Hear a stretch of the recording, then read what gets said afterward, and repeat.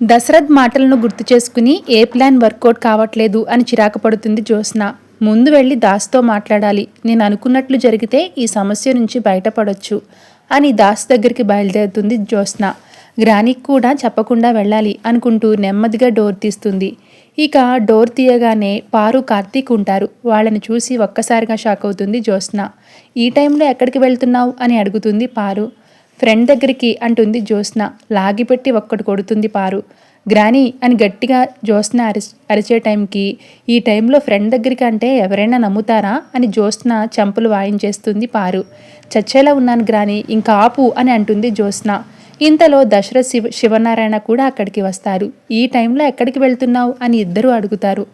అమ్మను కాపాడాలి అనుకుంటే శాంపిల్స్ మ్యాచ్ కాలేదు, రిపోర్ట్స్ తప్పుగా వచ్చాయి, నా మనసు బాగోలేదు, నిద్ర పట్టక బయటకు వెళ్తున్నాను అని చెప్తుంది జ్యోత్స్న. ఇలా చెప్తే ఎవ్వరూ నమ్మరు, పద లోపలికి వెళ్దాం అని జ్యోత్స్నని లాక్కుని వెళ్తుంది పారిజాతం. వదులు గ్రాని, ఏం చేస్తున్నావు? బావతో చేతులు కలిపి నన్నే కొడతావా అంటుంది జ్యోత్స్న. నేను వాడితో కలిసిపోవడం ఏంటి? వాడు చెప్పినట్లు చేస్తే దాసుని కనిపెడతానని చెప్పాడు అని అంటుంది పారు. అందుకోసం నాకే ఎదురు తిరుగుతావా అంటుంది జ్యోత్స్న. దాసు ఎక్కడ ఉన్నాడో నీకు తెలుసా అని పారు అడిగితే తెలియదు అంటుంది జ్యోత్స్న.